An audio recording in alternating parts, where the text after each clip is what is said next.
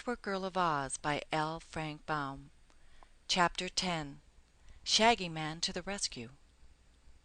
They had not gone very far before Bungle, who had run on ahead, came bounding back to say that the road of yellow bricks was just before them. At once they hurried forward to see what this famous road looked like. It was a broad road, but not straight, for it wandered over hill and dale, and picked out the easiest places to go. All its length and breadth was paved with smooth bricks of a bright yellow color, so it was smooth and level, except in a few places where the bricks had crumbled or been removed, leaving holes that might cause the unwary to stumble. "I wonder," said Ojo, looking up and down the road, "which way to go." "What are you bound for?" asked the Woozy. "The Emerald City," he replied. "Then go west," said the Woozy. "I know this road pretty well, for I've chased many a honey bee over it." "Have you ever been to the Emerald City?" asked Scraps.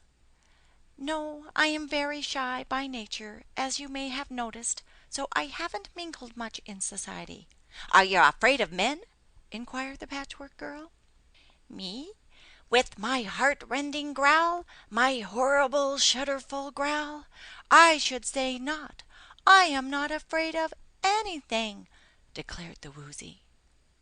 "I wish I could say the same," sighed Ojo. "I don't think we need to be afraid when we get to the Emerald City, for Unc Nunkie has told me that Ozma, our girl ruler, is very lovely and kind, and tries to help everyone who is in trouble.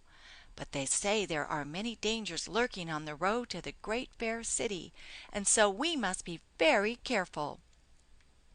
"I hope nothing will break me," said the Glass Cat in a nervous voice. "I'm a little brittle, you know, and can't stand many hard knocks." "If anything should fade the colors of my lovely patches, it would break my heart," said the Patchwork Girl. "I'm not sure you have a heart," Ojo reminded her. "Then it would break my cotton," persisted Scraps. "Do you think they are all fast colors, Ojo?" she asked anxiously. "They seem fast enough when you run," he replied, and then, looking ahead of them, he exclaimed, "Oh, what lovely trees!" They were certainly pretty to look upon, and the travelers hurried forward to observe them more closely. "Why, they're not trees at all," said Scraps. "They're just monstrous plants." That is what they really were, masses of great broad leaves, which rose from the ground far into the air until they towered twice as high as the top of the Patchwork Girl's head, who was a little taller than Ojo. The plants formed rows on both sides of the road, and from each plant rose a dozen or more of the big broad leaves, which swayed continually from side to side, although no wind was blowing. But the most curious thing about the swaying leaves was their color. They seemed to have a general groundwork of blue, but here and there other colors glinted at times through the blue, gorgeous yellows turning to pink, purple, orange, and scarlet, mingled with more sober browns and grays, each appearing as a blotch or stripe anywhere on a leaf and then disappearing, to replace by some other color of a different shape. The changeful coloring of the great leaves was very beautiful, but it was bewildering as well, and the novelty of the scene drew our travelers close to the line of plants, where they stood watching them with rapt interest. Suddenly a leaf bent lower than usual and touched the Patchwork Girl. Swiftly it enveloped her in its embrace, covering her completely in its thick folds, and then it swayed back upon its stem. "Why, she's gone!" gasped Ojo, in amazement, and listening carefully. He thought he could hear the muffled screams of Scraps coming from the center of the folded leaf. But before he could think what he ought to do to save her, another leaf bent down and captured the Glass Cat, rolling around the little creature until she was completely hidden, and then straightening up again upon its stem. "Look out!" cried the Woozy. "Run, run fast, or you are lost!" Ojo turned and saw the Woozy running swiftly up the road, but the last leaf of the row of plants seized the beast even as he ran, and instantly he disappeared from sight. The boy had no chance to escape. Half a dozen of the great leaves were bending toward him from different directions, and as he stood hesitating, one of them clutched him in its embrace. In a flash he was in the dark. Then he felt himself gently lifted until he was swaying in the air, with the folds of the leaf hugging him on all sides. At first he struggled hard to escape, crying out in anger, "Let me go! Let me go!" But neither struggles nor protests had any effect whatever. The leaf held him firmly, and he was a prisoner. Then Ojo quieted himself and tried to think. Despair fell upon him when he remembered that all his little party had been captured, even as he was, and there was none to save them. "I might have expected it," he sobbed miserably. "I'm Ojo the Unlucky, and something dreadful was sure to happen to me." He pushed against the leaf that held him and found it to be soft, but thick and firm. It was like a great bandage all around him, and he found it difficult to move his body or limbs in order to change their position. The minutes passed and became hours. Ojo wondered how long one could live in such a condition, and if the leaf would gradually sap his strength and even his life in order to feed itself.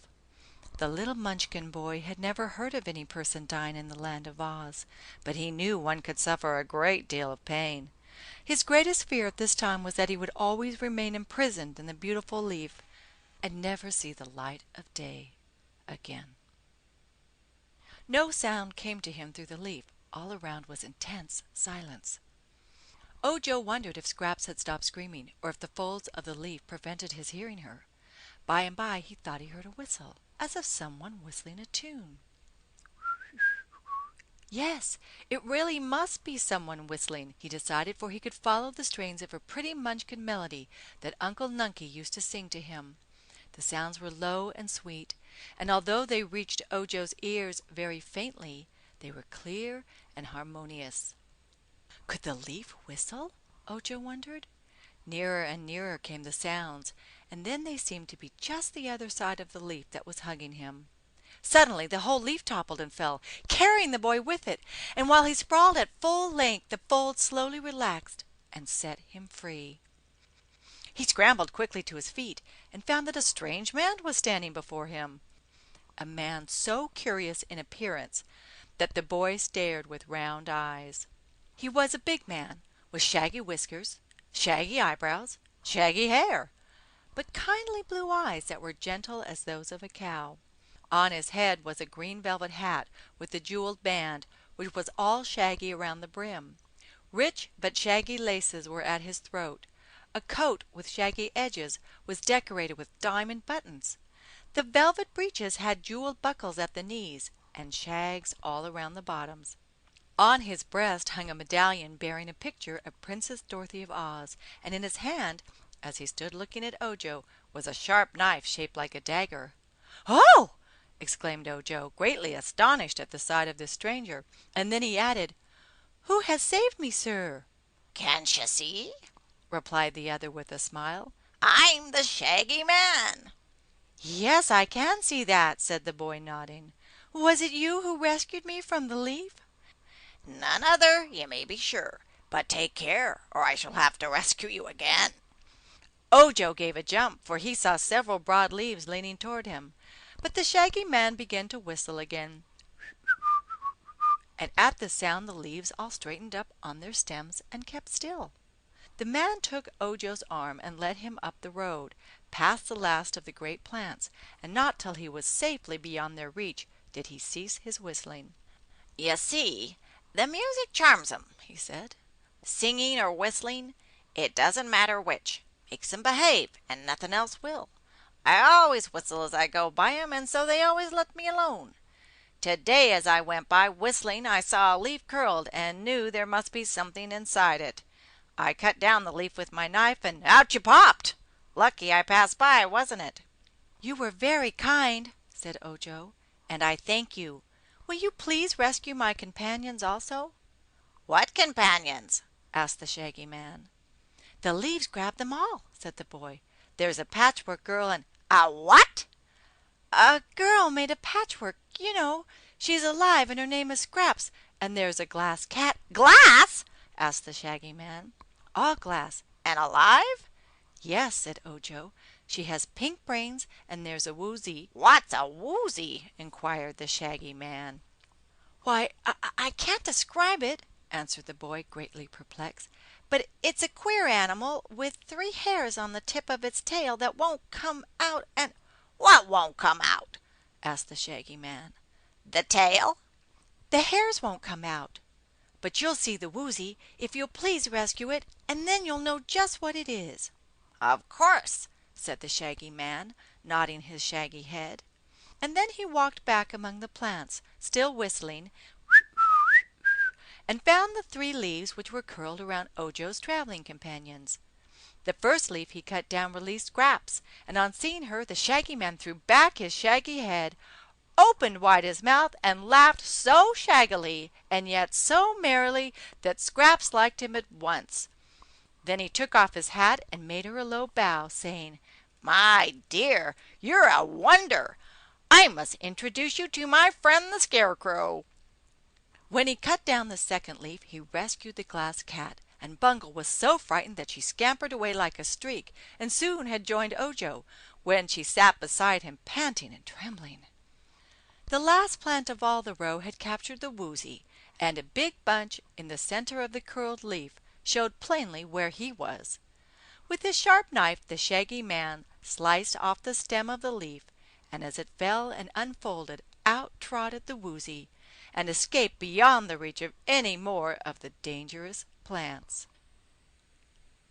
End of chapter 10. Recording by Inga Parsons. Marblehead, Massachusetts. Website ingaparsonslaw.com.